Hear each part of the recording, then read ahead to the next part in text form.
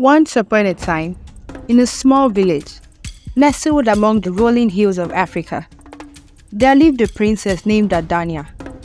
Princess Adania was known far and wide for her incredible size, towering over everyone else in the kingdom. She possessed a hearty appetite and a love for feasting on all the delicious foods the land had to offer. Princess Adania always tried to stop eating, but every time she tried, her appetite for food kept increasing. "Adania, don't you want to help yourself?" her mother asked. Tears rolled down Adania's eyes. No one understood how bad she wanted to get rid of her body. Adania had no friends. Everyone looked down on her and talked bad about her because of how fat she was. One day, there was a celebration going on at the village palace. Adania watched from her room. She was scared to come out. She didn't want the villagers to mock at her. Neither did she want her parents to feel embarrassed by how fat their child was. Besides, she had no friends. Who would she talk with at the celebration? No one. Adania decided to stay in her room and avoid the world as much as possible. One morning, Princess Adania looked at herself in the mirror. She hated what she saw. She was disgusted by her sight. No wonder nobody likes me. I'm just an ugly and fat bag of rice that can't do anything, Adania said to herself while crying. She went to her cupboard and took out poison. She wanted to end her life.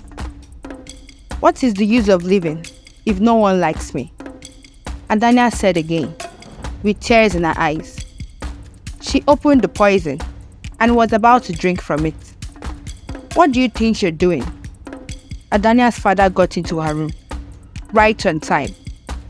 She trembled and threw the poison on the floor.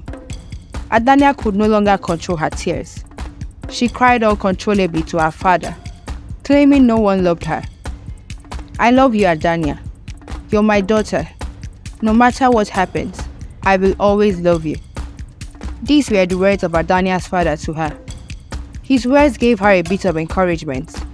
He wiped her tears and ordered servants to get her food. "There will be suitors coming to seek your hand in marriage tomorrow. Get ready," Adania's father said and left the room. Adania had mixed feelings. She felt a mixture of happiness and rejection at the same time. Could someone really want to marry me? Adania said to herself. She was surprised at the news. Adania picked out her best dress from her wardrobe in preparation for her soon-to-be groom. The next day, her suitor arrived with his family. He was a prince from a neighboring community. Adania's father sent maids to get her ready. Adania was super excited. She put on makeup and wore her most expensive jewelry and perfumes. The servants were quite surprised. It was unlike Princess Adania. Adania was done getting ready and came out to meet the prince in excitement. She greeted everyone, the royal courtiers that were present, and the prince personally. "Where is the princess?" the prince asked. Adania smiled. "I'm the princess, my prince," she said. The prince laughed. His contagious laughter spread round the palace, and everyone started laughing. "That was a nice try, though. Can I now see the princess?" the prince said, looking at the king. The king, feeling a bit embarrassed because of how they laughed. "She is Princess Adania. She is my daughter." Adania smiled at the prince again. This time, she had to force the smile. She no longer felt good because of the way they laughed at her. "Why is she so fat?" the prince asked. "How am I supposed to marry such a fat woman? She doesn't even look like she can do anything for herself. How would she be useful to me? This is no princess," he said while turning to Princess Adania. "You should work at a comedy center or something. You'll be fit for the job," the prince said while rising up. "I'm done with this. These people have no princess. All they have is a useless big bag of fufu." the prince said in disappointment, and left. Princess Adania, on the other hand, struggled to run to her room. Her waist didn't let her run fast. She felt embarrassed. She cried her eyes out. She tore her beautiful dress and threw her jewelries away. She hated herself the more. At that point, she wished the ground could be open enough for her to enter into it. The rejection continued for years. She was gossiped about by the villagers and laughed at by the children. Adania remained without friends or suitors. All the suitors who came to court her, all of whom are handsome but shallow princes seeking her hand for power or status, ended up mocking and overlooking her due to her size, focusing only on her appearance rather than her character. Heartbroken and feeling dejected, Princess Adania spent her days wandering the village, seeking solace in the rhythmic beats of the village drummer, Kofi. Kofi was a talented musician whose drumming echoed through the village, captivating hearts with its soul-stirring melodies. He was a visitor in the community. He heard a lot of side talks about the princess, but never saw her with his eyes. Princess Adania, who was still hiding from the villagers, hid in the bushes to listen to Kofi's drumming and music. One evening, while listening to Kofi drum, she slept off in the bushes where she hid.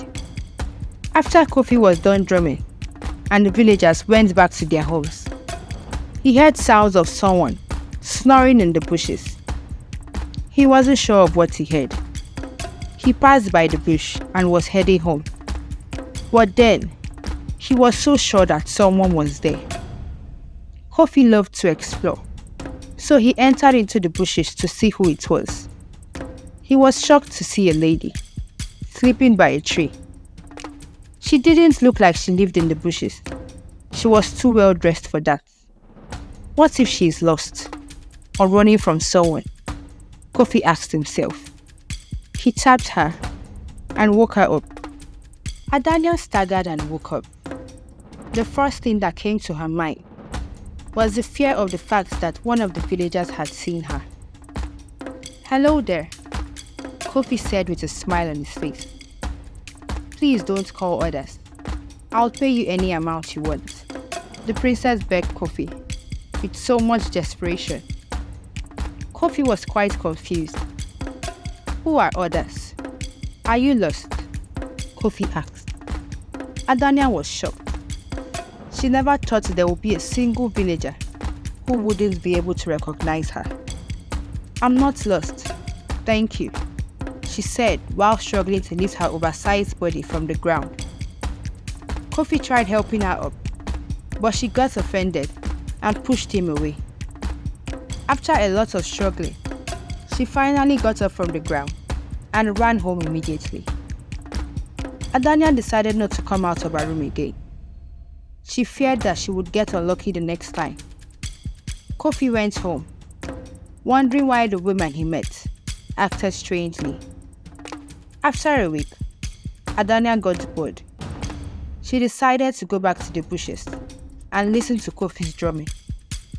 When she got to her spot in the bushes, Kofi wasn't drumming. She felt disappointed and turned to leave. Surprisingly, Kofi was staring at her from a distance in the bushes. This made the princess feel quite uncomfortable. "Don't get scared, please. I won't harm you," Kofi said to the princess in a calm voice. "What do you want?" the princess said. "Are you by chance the princess?" Kofi asked her. Adania was never proud of who she was, because of the kind of torment it came with. She wasn't sure what to say. She stared at him for a while, still not knowing what to say.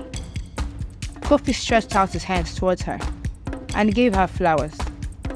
The princess wasn't sure how to feel. The villagers she knew would rather take their lives than be nice to her. "Who are you?" the princess asked. Of course she knew he was a famous drummer, but what she didn't know was why he showed her kindness. "My name is Kofi. I'm a drummer and a visitor here. No wonder he acted nicely to me, Princess Adania said to herself. She thanked him for the flowers, not sure if to be happy or not. She turned to leave. Kofi asked her if she would like to meet up with him some other time. Adania's life was full of boredom and rejection. Of course, she needed someone to talk to. She agreed to meet him the next day and went home. The next day, Princess Adania and Kofi met by the bush, where they first met. They got to know each other a bit. Kofi asked her why she loved staying in the bushes. She told him about how less she felt of herself, and how much everyone hated her. She had never aired out her feelings to anyone. She didn't realize when she told Kofi about everything she had to go through because of her body size. Kofi felt bad for her. She didn't deserve to go through any of that. Kofi told her about how beautiful she was. He told her not to look down on herself because of what others thought of her. As the days turned into weeks, and weeks turned into months, Princess Adania and Kofi became very good friends. They developed a deep bond. Kofi taught her how to love herself. He showered her with praises every day, reminding her of how beautiful she was, regardless of her body size. He taught her how to be true to herself. He taught her how to develop self-confidence and carry it everywhere she went. He helped her realize her worth, beyond her appearance, and challenge societal norms. All night, Kofi would take the princess out and play drums for her to sing and dance to. They would share stories by the light of the moon, and Kofi would play his drums again, weaving tales of love and adventure through his music. Intrigued by Kofi's music and kind spirit, Princess Adania found herself drawn to him. She would sit by the fire each night, listening to the hypnotic rhythm of his drums and feeling the sense of peace wash over her. No one made her feel this loved and appreciated. Kofi was the only friend and companion she had. Despite their differences in size and status, Princess Adania and Kofi realized that they were truly meant for each other. Their love blossomed like the wildflowers in the savannah, strong and unyielding. When the news of their forbidden love reached the king, he was outraged. He totally disapproved of it. How could his oversized daughter fall in love with a common drummer? It was against their traditions for royalties to get married to commoners. The king told Adania that she was wasting her time, and he would never allow her get married to a mere drummer. But Adania was ready to defy traditions and get married to the love of her life. When the king saw how bent Adania was on getting married to Kofi, he secretly sent his royal guards to chase Kofi away from the village. After all, he was just a visitor and a mere drummer. At night, the royal guards gathered round Kofi's hut and threatened to kill him if he didn't leave the village that instant. Kofi, knowing the cause of what was going on, had to leave the village.